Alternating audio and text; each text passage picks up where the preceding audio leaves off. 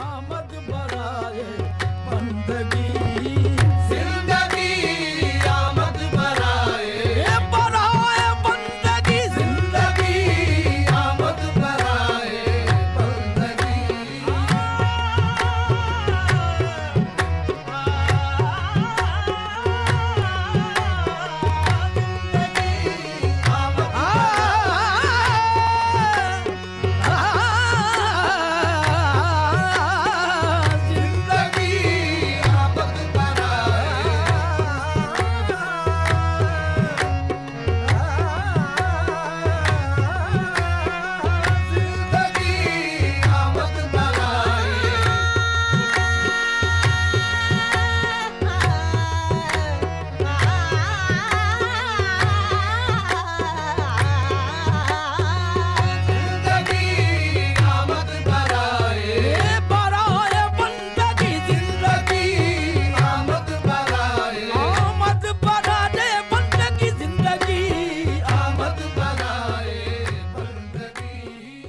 मैं सदर नशीन दरबार आलिया कोट मस्जिद शरीफ जनाब पीर मोइनुद्दीन महबूब कुरेजा साहब, आप अपनी इस खास कोशिश के साथ आप इस हालत में तशरीफ लाए गए। आप बीमार भी हैं लेकिन आपने सफर किया, आज हमें इज्जत बख्शी इस प्रोग्राम में तशरीफ लाए। तो मैं आपसे इल्तमास गुजार हूँ कि अपने इरशादात आलिया से हमारे इस प्रोग्राम में अपने खुसूसी कुर्बान नवाजे जनाब।